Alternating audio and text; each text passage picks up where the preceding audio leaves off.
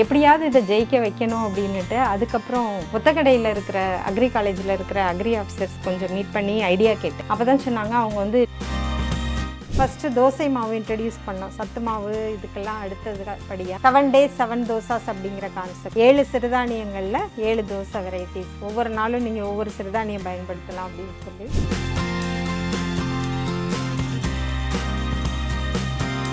அதான் ஒர்க்கிங் பீப்புளுக்கு ஈஸியாக இருக்கணுன்ற சொல்யூஷனுக்கு நெய்யிலே வறுத்து பாசிப்பருப்பையும் உள்ளே போட்டுருவோம். உள்ளே போடுற இன்க்ரீடியன்ட்ஸ் எல்லாமே ஒரு பவுச்சில் போட்டு வச்சிடுறோம். இந்த அரிசி வந்து ஒரு மூங்கிலோட ஆயில் முடிகிறப்ப விளையுன்னு சொல்லுவாங்க. இந்த அரிசி சாப்பிட்றப்ப நம்மளுக்கு மூட்டு வலி, ரிச் இன் கால்சியம், சித்தா டாக்டர்ஸே ரெக்கமெண்ட் பண்ணுறாங்க. இது பெண்களுக்கு மாதவிடாய் கோளாறு, பிசிஓடி ப்ராப்ளம் இது எல்லாமே சரிப்படுத்த வல்லது. அதனால தான் அந்த அரிசி பேரே வந்து பூங்கார் ரைஸ், பூங்கார் அரிசின்னு வச்சுருக்குறாங்க அந்த காலத்தில்.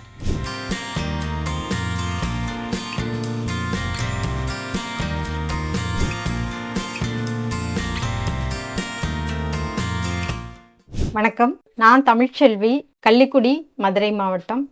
ஒரு ஆண்டர்ப்ரனர். நான் மில்லட்ப்ரனர்னு கூட சொல்லலாம். சிறுதானிய பொருட்கள், மதிப்பு கூட்டிய சிறுதானிய பொருட்களை வந்து ப்ரொடியூஸ் பண்ணி விற்பனை செய்துட்ருக்கிறேன். பேசிக்காக பார்த்தா நான் ஒரு டீச்சிங் ப்ரொஃபஷன்லேருந்து வந்தவங்க. டீச்சிங் ப்ரொஃபஷனில் நியர்லி 20 years தனியார் பள்ளியில் ஒர்க் பண்ணிகிட்டு இருந்தேன். பள்ளியில் வந்து வைஸ் பிரின்சிபலாக இருந்துட்டு இருந்தேன். நான் ஒரு கணித ஆசிரியையாகவும் இருந்திருக்கிறேன். டீச்சிங் ப்ரொஃபஷன் ரொம்ப விருப்பமாக செய்துட்ருக்கிறப்ப என்னுடைய கணவருக்கு திடீர்னு ஒரு ஆக்சிடெண்ட்டில் உடல்நலக்குறைவு ஏற்பட்டுச்சு.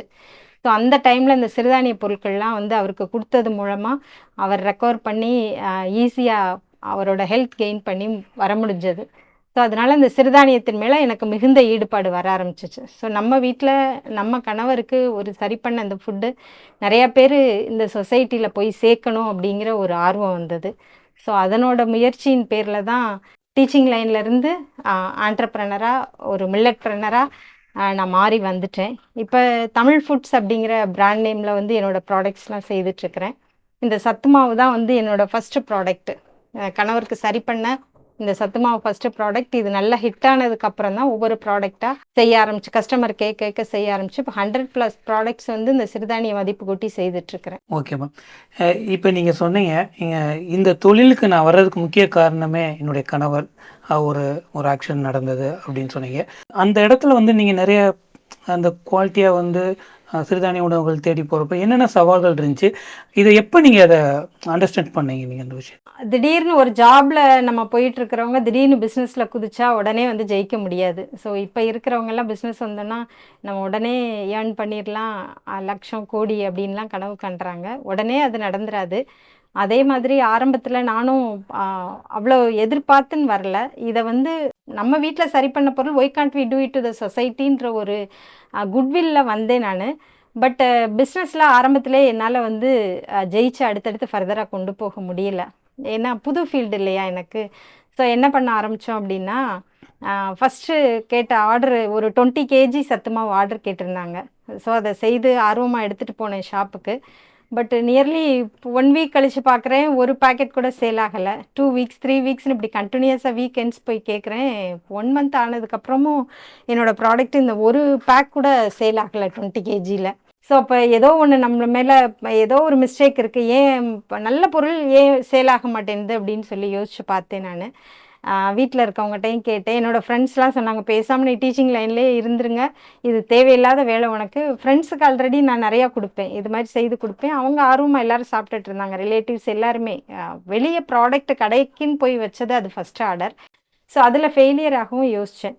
அப்புறம் எப்படியாவது இதை ஜெயிக்க வைக்கணும் அப்படின்னுட்டு அதுக்கப்புறம் அக்ரி டிபார்ட்மெண்ட் வந்து ஒத்தக்கடையில் இருக்கிற அக்ரி காலேஜில் இருக்கிற அக்ரி ஆஃபீஸர்ஸ் கொஞ்சம் மீட் பண்ணி ஐடியா கேட்டேன்.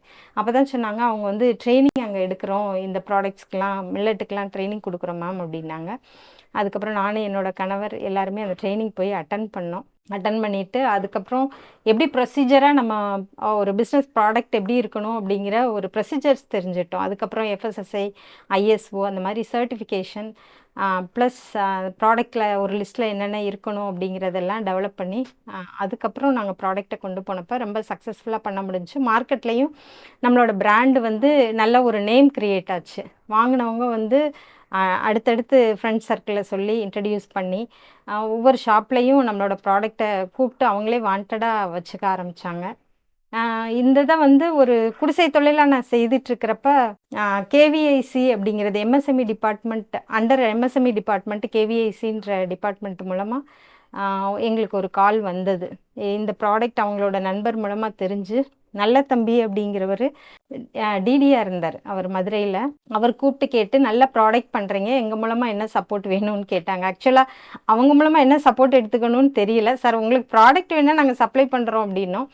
இல்லை மேடம், நீங்கள் இதை யூனிட் மாதிரி போடுங்க, எக்ஸ்டெண்ட் பண்ணுங்கள். இப்போ ஆக்சுவலாக வீட்டிலே வச்சு செய்துட்ருக்கீங்கல்ல, இது வந்து கவர்மெண்ட் ஸ்கீம்ஸ் நிறையா இருக்குது, எம்எஸ்எம்இ ஸ்கீம்ஸ், நாங்கள் சப்போர்ட் பண்ணுறோம், நீங்கள் ஒரு யூனிட் போடுங்க அப்படின்னு சொல்லிட்டு அவங்க சைடில் இருந்து ஒரு சப்போர்ட் கொடுத்தாங்க. ஸோ அதுக்கப்புறம் பிஎம்இஜிபின்னு சொல்லி பிரைம் மினிஸ்டர் யோஜனா, அந்த எம்ப்ளாய்மெண்ட் ஜென்ரேஷன் ப்ரோக்ராம்னு சொல்லி ஒரு ஸ்கீம் மூலமாக லோன் அப்ளை பண்ணி ஒரு யூனிட்டை இங்கே கள்ளிக்குடியில் போட்டோம். தொழில் ஆரம்பித்தது மதுரையில், பட் இந்த யூனிட்டை கள்ளிக்குடியில் போட்டு 2017 யூனிட் ஆரம்பித்தோம். ஓகே மேம், நீங்கள் டீச்சராக ஒர்க் பண்ணிக்கிட்டு இருந்தீங்க. இந்த மாதிரி ஒரு ஃபீல்டுக்குள்ளே இந்த மாதிரி ஒரு பிஸ்னஸ் பண்ணணும் அப்படின்ற அந்த ஐடியா வந்தோடனே நீங்கள் உங்களுடைய ஹஸ்பண்டை சொன்னப்போ அவங்க என்ன சொன்னாங்க? ஆரம்பத்தில் ரொம்ப யோசிச்சாங்க, இது உனக்கு செட் ஆகுமாப்பா அப்படின்னாங்க. ஏன்னா எனக்கு வந்து டீச்சிங் லைன் ரொம்ப கம்ஃபர்ட் ஜோன், ரொம்ப பேஷன் அதில் டீச்சிங் லைன் போகணுன்றது. ஸோ இதில் கிட்டத்தட்ட 15-16 வருஷத்துக்கு மேலே பிரயாணம் பண்ணிட்டீங்க. ஸோ நீங்கள் இப்படி புதுசாக வந்து பிஸ்னஸ்ன்னு உள்ளே நுழைஞ்சிங்கன்னா எப்படி இருக்கும்னு தெரியல, இது ஏன் அப்படி சிரமப்படணும் அப்படின்னு சொன்னாங்க. வீட்டில் அம்மா பெரியவங்க எல்லாருமே சொல்ல தான் செஞ்சாங்க. யாராலையும் அக்செப்ட் பண்ண முடியலை. பட் எனக்கு வந்து ஒரு ஸ்பார்க் உள்ளன்னு சொல்லிகிட்டே இருந்தது, கண்டிப்பாக இதில் சக்ஸஸ் பண்ண முடியும். ஏன்னா ஒரு நல்ல ப்ராடக்ட், நம்ம இப்போ தாத்தா பாட்டி காலத்துலலாம் இதை பயன்படுத்தியிருக்காங்க. எங்கள் பாட்டிலாம் உளுந்தங்களி, கேழ்வரகுல களி, கேப்பக்களி இதெல்லாம் வந்து சின்ன வயசில் சாப்பிட்ருக்கோம். அந்த டேஸ்டெல்லாம் இன்னும் மைண்ட்லேயே இருக்குது. ஸோ இது அடுத்த ஜென்ரேஷனில் ஒரு 2 ஜென்ரேஷன் கேப் ஆயிடுச்சு. ஸோ இந்த சிறுதானியங்கள்லாம் பயன்படுத்தவே இல்லை. பார்த்தீங்கன்னா யோசிச்சு பாருங்கள், நம்ம பாட்டி தாத்தா இருந்த காலத்துலலாம் வந்து 100 வயசுக்கு மேலே கேஷுவலாக இருந்தாங்க. எங்கள் பாட்டியோட அம்மா சொல்கிறேன், அவங்களாம் 108 வரைக்கும்லாம் இருந்தாங்க. அப்புறம் பாட்டி வர்றப்போ ஒரு 85-90 அந்த கேப் ஆச்சு. ஸோ இப்போ ஜென்ரேஷன்லாம் இப்போல்லாம் கேள்விப்படுறோம் 40+ ஹார்ட் அட்டாக் வருதுன்னு. ஸோ இதுக்கு எல்லாமே காரணம் வந்து நம்ம முன்னோர்களோட அந்த பாரம்பரிய உணவை நம்ம விட்டுட்டு வந்ததுனால தான் காரணம் அப்படிங்கிறது புரிய வந்துச்சு. ஸோ நம்ம தேர்ந்தெடுத்த பாதை சரிதான். அப்போ இதில் வந்து நம்ம நிறையா பேருக்கு இன்னும் விழிப்புணர்வை ஏற்படுத்தி இந்த உணவு, அந்த விட்டு போன அந்த சங்கிலியை வந்து பாரம்பரிய உணவு சங்கிலியை இழுத்து பிடிச்சி நம்ம அதை சேர்த்து விடணும். நம்மளோட மக்களுக்கு திரும்ப இந்த பாரம்பரிய உணவுகளை அறிமுகப்படுத்தி எளிமைப்படுத்தி எல்லாரும் பயன்படுத்துகிற மாதிரி செய்யணும் அப்படிங்கிற ஒரு ஆர்வம் தான் இதிலே நான் அடமெண்ட்டாக கரெக்டாக கன்வின்ஸ் பண்ணேன், நம்மளால் சக்ஸஸ் பண்ண முடியும் அப்படின்னு சொல்லிட்டு. அப்புறம் என்னோட மன உறுதியை பார்த்துட்டு தான் அக்செப்ட் பண்ணிட்டாங்க. உங்களுக்கு யூனிட்டில் இருக்கிற ப்ராசஸ் காட்டுறேன் வாங்க. இது ஃபஸ்ட்டு விவசாயிகள்கிட்ட இருந்து தானியங்கள் எல்லாமே இந்த மூடையில் வாங்கிட்டு வந்து இங்கே ஸ்டோர் பண்ணியிருப்போம். அதுக்கப்புறம் ஃபஸ்ட்டு ப்ராசஸிங் வந்து க்ளீன் பண்ணுவாங்க. இது மாதிரி படைச்சி எடுப்பாங்க, கையில் படைக்கிறது இருக்கும். அம்மா படைச்சிட்டு இருக்கிறது வந்து திணை அரிசி. இது திணை வந்து ஆக்சுவலாக ரிச் இன் ப்ரோட்டீன். நம்ம ப்ரோட்டீன் பவுடர்லாம் வெளியே காஸ்ட்லியாக வாங்குகிறோம். நம்மளோட சிறுதானியங்கள்லேயே வந்து ஹையஸ்ட் ப்ரோட்டீன் இருக்கிற சிறுதானியம் வந்து திணை. இதை வச்சு என்ன பண்ணுறீங்க? இதில் வந்து திணை அரிசியாகவும் மக்கள் சாப்பிட்றாங்க. திணையில் வந்து பொங்கல் போடலாம். இதிலே தோசைக்கு அரைச்சிக்கலாம், நீங்கள் தோசை மாவும் சாப்பிட்லாம், புட்டாவும் சாப்பிட்லாம். ஓகே, இப்படி இருக்க திணை அரிசியை வந்து அரைச்சு பாக்கெட்டாக அப்படி பண்ணிடுறீங்க? ஆமாம் ஆமாம். இது வந்து நம்மளோட அரிசி, திணை அரிசி இது. ஓகே, இதில் திணையில் வந்து நம்ம அங்கே யூனிட்டில் பால் போடுறோம், திணையில் அரைச்சி பாலும் போடுறோம். கொழுக்கட்டையும் செய்யலாம். ஸோ நிறைய டிஷ்ஷு பண்ணலாம். நீங்கள் அங்கே வர்றப்ப நான் டிஷ்ஷஸ் எல்லாம் காட்டுறேன் நான். இது இந்த படைக்கிற ப்ராசஸ் ஃபஸ்ட்டு இருக்கும் அக்கா அவங்க பண்ணுறது. ஹேண்ட் பிக், இது மூலமாக தூசி இருக்கிறதெல்லாம் படைச்சி க்ளீனாக எடுத்துருவாங்க. அடுத்தது எதுவும் தூசி இருந்தாலும் இது வந்து கருப்பு கவுனி அரிசி. இது வந்து கருப்பு கவுனி அரிசி. அந்த காலத்தில் மன்னர்கள் பயன்படுத்தின அரிசின்னு சொல்லுவாங்க. இப்போ மக்கள் எல்லாருமே நிறைய பேர் இது விழிப்புணர்வு வந்து இந்த அரிசி பயன்படுத்த ஆரம்பிச்சிட்டாங்க. இப்போ இதில் என்னென்ன நம்ம செய்யலாம் ஃபுட்டு? இதில் சக்கரை பொங்கல் நல்லா இருக்கும். டெய்லி சாதமே வடித்து சாப்பிட்றாங்க. இது நீங்கள் சாதம் வடிக்கணும் அப்படின்னா நைட்டே சோக் பண்ணி வச்சிடணும், ஊற வச்சிடணும், கழுவி ஊற வச்சிடணும். அப்போ தான் நாளைக்கு செய்ய முடியும். ஒரு 6 hours ஊற வச்சுட்டு பண்ணோன்னா ரொம்ப நல்லாயிருக்கும். இது செட்டிநாட்டுக்கு மேரேஜஸ்லாம் போனீங்கன்னா இது வந்து முக்கியமாக இது பொங்கல் வந்து இருக்கும் இதில். ஓகே. இது டிஷ் இல்லாமல் வாழையில இருக்காது. சிறுதானிய வகைகள்லாம் எங்கேருந்து வாங்குறீங்க? இது வந்து தேனி பெரிய குளம் அந்த சைடில் இருந்து நம்மளுக்கு கிடைக்கிது சார், விவசாயிகள்கிட்ட இருந்து வாங்குகிறோம். அப்புறம் பாரம்பரிய அரிசியெல்லாம் வாடிப்பட்டி பெல்ட்டு மதுரை ஒட்டி இருக்கிற கிராமங்கள்ல இருந்து வாங்குகிறோம். ஸோ விவசாயிகள் பண்ணுறப்ப அவங்களும் எங்களோட லிங்க் எல்லாம் வாங்கி வச்சு ஃபோன் பண்ணிடுறாங்க, இந்த தடவை இந்த அரிசி போட்டிருக்கோமா இவ்வளோ இருக்குது அப்படின்னு சொல்லி கனெக்ட் பண்ணிடுவாங்க. நம்மளுக்கு தேவையானதை கொள்முதல் பண்ணிப்போம் அவங்ககிட்ட இருந்து. இப்போ விவசாயிகிட்ட இருந்து நேரடியாக நீங்கள் வாங்கிக்கிறீங்க, கொள்முதல் பண்ணிக்கிறீங்க. ஆமாம். இது சலிக்கிறதும் பண்ணுவாங்க, அடுத்து படைக்கிறதும் பண்ணுவாங்க. ஓகே. இது ஆக்சுவலாக இங்கே வந்து இருக்கிறது வரகு புழுங்கல். இது வரகு புழுங்கல் அரிசியில் புழுங்கல். இது வந்து ஹாஃப் பாயில் இருக்கும். வரகுல வந்து வெண்பொங்கல் செய்து சாப்பிடலாம். சரி. இது வந்து டயபெட்டிக் பேஷண்ட்டுக்கு இது நல்ல ஒரு ஃபுட்டு வரகரிசின்றது. இது வந்து இப்போ வறுத்து வச்சிருக்கீங்களா? ஆமாம், வறுத்து ஆற வச்சிருக்கிறாங்க. இது வறுத்து ஆற வச்சிருக்காங்க. ஓகே. வறுக்கிறது வந்து இந்த மிஷினில் வறுக்கிறாங்க. இப்போ கருப்பு கவுனி வறுத்துட்டு இருக்கிறாங்க. கருப்பு கவுனியில் வந்து புட்டு மாவு பண்ணுவோம். இந்த வறுக்கிறதுக்கு எது அந்த ஹீட் வந்து இது அளவு இருக்குங்களா? இந்த அளவுக்கு தான் வறுக்கணும்? ஆமாம், ஒவ்வொரு அரிசிக்கும் ஒவ்வொரு மெஷர்மெண்ட் இருக்குது. ஓகே. ஸோ அந்த ஹீட்டு அக்கா உங்களுக்கு சொல்லியிருக்கிறோம். ஸோ அதுக்கு ஏற்ற மாதிரி போட்டுருவாங்க. சிறுதானியத்துக்கு ஒன்று, பாரம்பரிய அரிசிக்கு ஒன்றுன்ற டெம்பரேச்சர் மாற்றிப்பாங்க. இப்போ இந்த அரிசிக்கு எவ்வளோ நேரம் வறுக்கணும்? இது ஒரு 20 minutes to 30 minutes போதும். ஓகே. வறுத்ததுக்கப்புறம் நீங்கள் இதை ஆற வச்சுட்டு? ஆமாம், ஆற வச்சுட்டு அப்படி வாங்க. இது வந்து அரைக்கிற மிஷின். ஓகே. இதில் அரிசி போட்டோம்னா அரைச்சி இங்கே மாவா வந்துடும். ஓகே. இதில் குருணையாக உடைக்கணும்னா ஒரு பிளேடு போட்டுக்கணும், மாவுக்குன்னா ஒரு பிளேடு. அது மாதிரி நம்பர் பிளேட்ஸ் இருக்குது, 1 2 3 4 அப்படின்னு சொல்லிட்டு அதுக்கேற்ற மாதிரி பிளேட்ஸ் மாற்றிட்டு அரைச்சிடுவோம். இப்போ இங்கே வந்து சிறுதானிய ஐட்டங்கள்லாம் நீங்கள் வாங்கி வச்சுருக்கீங்க. என்னென்ன ஐட்டம்லாம் நீங்கள் வாங்கி வச்சுருக்கீங்க? இது கிட்டத்தட்ட நம்மளுக்கு ஒரு 40 பொருளுக்கு மேலே இங்கே இருக்கும். உங்களுக்கு பாரம்பரிய அரிசிகளும் வரும், அதை தவிர சிறுதானிய அரிசிகளும் இங்கே இருக்கும். வெரைட்டிஸ் நிறையா இருக்குது. கருப்பு கவுனி இருக்குது. சிறுதானிய ஐட்டம்னு பார்த்தோம்னா வரகு, சாமை, குதிரைவாளி. பாரம்பரிய அரிசின்னு பார்த்தோம்னா குள்ளக்கார், சிலது கேள்விப்பட்டிருக்க மாட்டீங்க, மாப்பிள்ளை சம்பா, கருங்குருவை, நவ்ரா, இந்த மாதிரி பாரம்பரிய அரிசிகள் ஒன்று ஒவ்வொரு மெடிஷ்னல் வேல்யூ. ஸோ அது எல்லாமே ப்ராசஸ் பண்ணிகிட்ருக்குறோம். அந்த வறுத்து அரைச்சதுக்கப்புறம் மாவை ஆற வச்சுருவோம். அந்த ட்ரேயில் இப்போ அரிசியெல்லாம் போட்டிருந்தாங்களே அது மாதிரி மாவை ஆற வச்சுட்டு, ஆற வச்சதுக்கப்புறம் வெயிட் போடுவாங்க மிஷினில். நம்மளோட ஒவ்வொரு பவுச்சுமே 400 grams பவுச் இது. ஓகே. ஸோ அந்த மாவை மெஷர் பண்ணிவிட்டு அதுக்கப்புறம் இதில் சீலிங்கில் போயிட்டுருக்குப்பா. இது என்ன மாவு? சத்து மாவு. இதுதான் நம்மளோட ஃபஸ்ட்டு ப்ராடக்ட்னு சொன்னேன்ல. ஆக்சுவலாக இது ஒரு 25 பொருள் கிட்ட இதில் இப்போ சேர்த்துருக்குறோம். எல்லா சிறுதானியங்கள் இருக்கும், பயறு வகைகள் இருக்கும், குழந்தைங்க சாப்பிட்ற மாதிரி பாதாம், முந்திரி, பிஸ்தா அதுவும் சேர்த்துருக்கோம். ஸோ இது பாலில் கலந்து குடித்தோம் அப்படின்னா ஒரு நல்ல எனர்ஜெட்டிக் ட்ரிங்க் இது.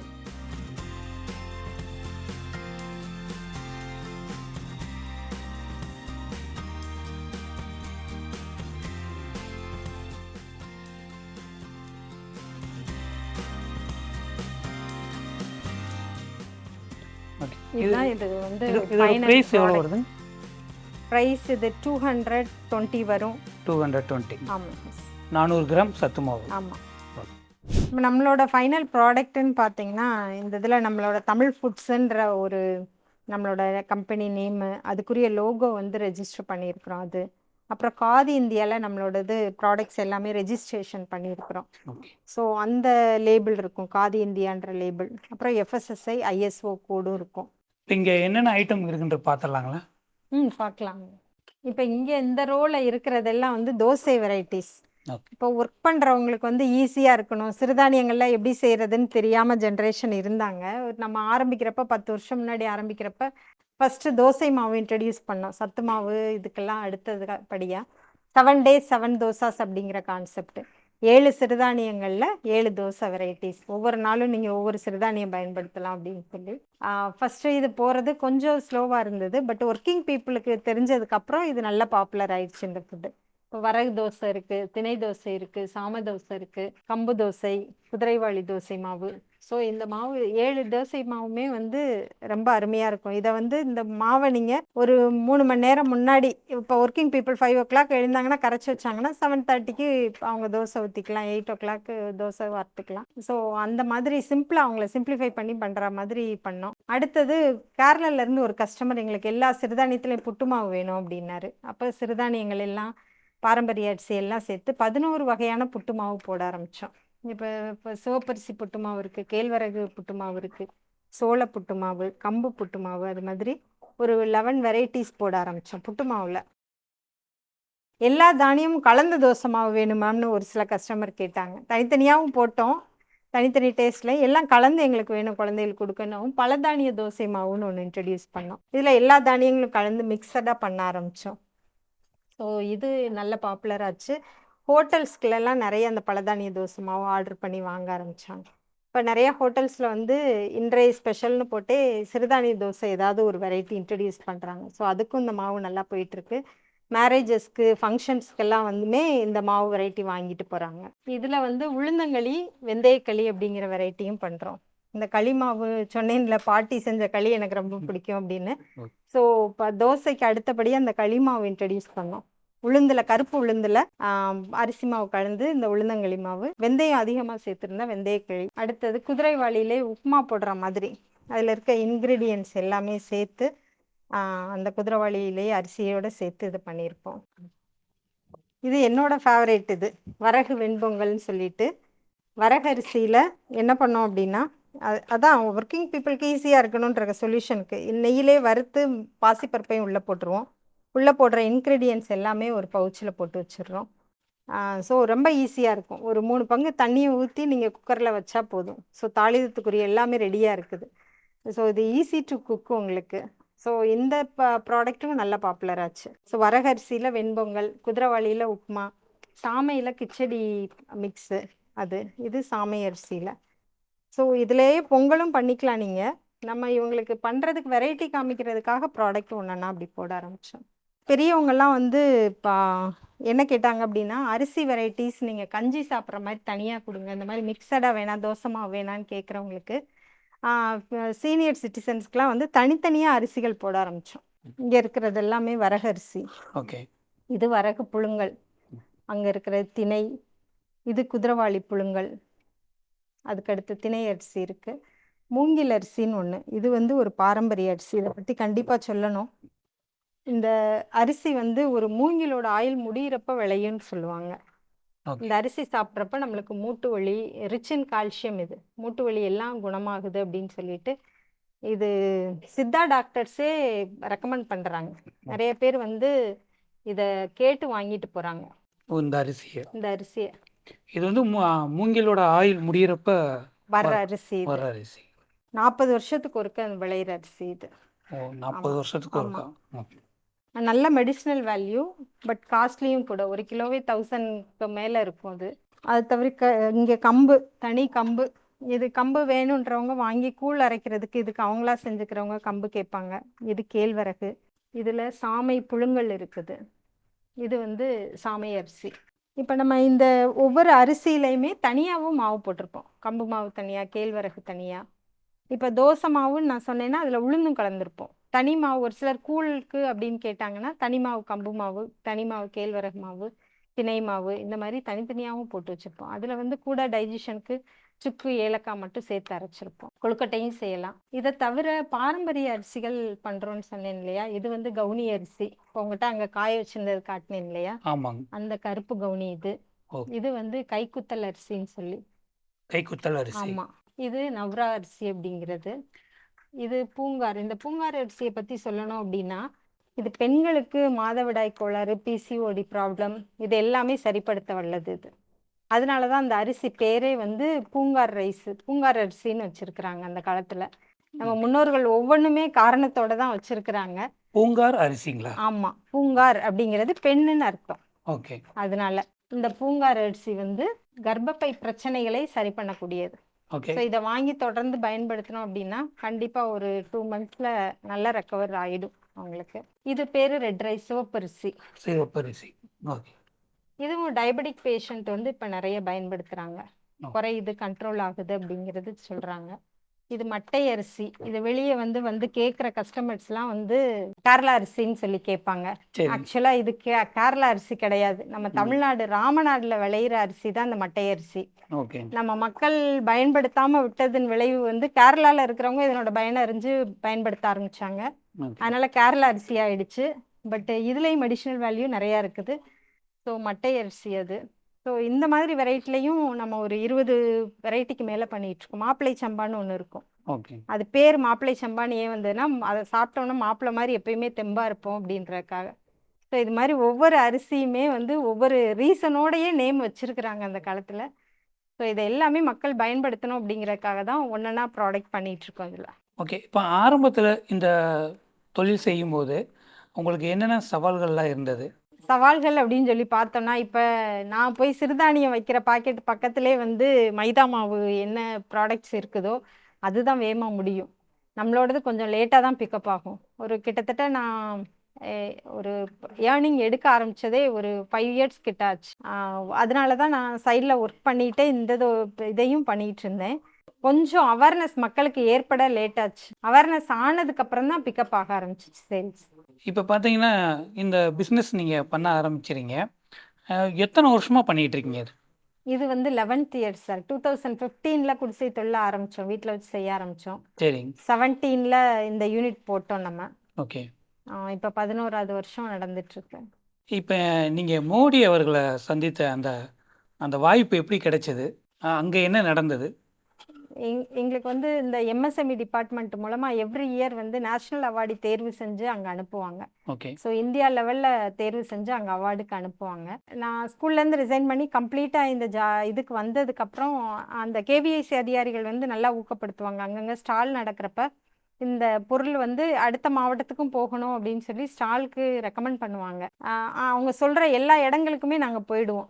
எந்த சிரமமும் யோசிக்க மாட்டோம். ஏன்னா இது நிறைய பேருக்கு ரீச் ஆகணும் அப்படிங்கிறதுக்காக எடுத்துகிட்டு போயிடுவோம். ஓகே. அவங்களும் அப்பப்போ மும்பையிலேருந்து ஹெட் ஆஃபீஸ்லேருந்து கேவிஐஸ்லேருந்து விசிட்டுக்கு இங்கே நம்ம யூனிட்டுக்கு வந்துட்டு போவாங்க. ஸோ சரி. வர்ற எல்லாருக்குமே வந்து இந்த உணவுப் பொருள் வந்து டேஸ்ட் பண்ணியிருக்கிறாங்க. எல்லாருக்கும் இது ரொம்ப பிடிச்சி போச்சு. ஓகே. குவாலிட்டி ஹைஜீனிக்காக இருக்குது அப்படிங்கிறது இல்லாமல் ஓகே. அந்த காலத்தில் இருக்கிற உணவுப் பொருளை வந்து டிலே ஆனாலும் பரவாயில்ல இதை போய் நான் சேர்ப்பேன் அப்படின்னு சொல்லிட்டு ஒரு முடிவு பண்ணி நான் பாடுபடுறத வந்து அவங்க கண்ணார என்னோட க்ரோத்தை ஸ்டார்டிங்லேருந்து பார்த்துருக்குறாங்க.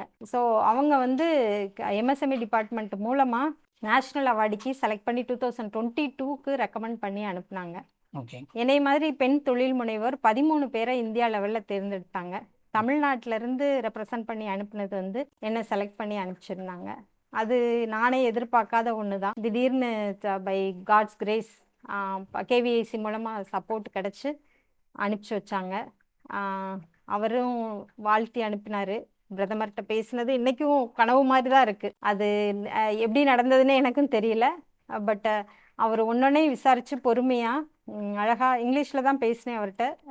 அதுதான் எனக்கு ஃப்ளூயண்ட்டாக இருந்தது ஹிந்தியை விட. So I am Tamilselvi from Tamil Nadu running an enterprise இந்த நேம் ஆஃப் தமிழ் ஃபுட்ஸ் அப்படின்னு சொல்லவுமே அழகாக வணக்கம் அப்படின்னு சொல்லிட்டு சொன்னார். ரொம்ப பெருமையாக இருந்தது. என்ன லொக்கேஷன்னு கேட்டார்.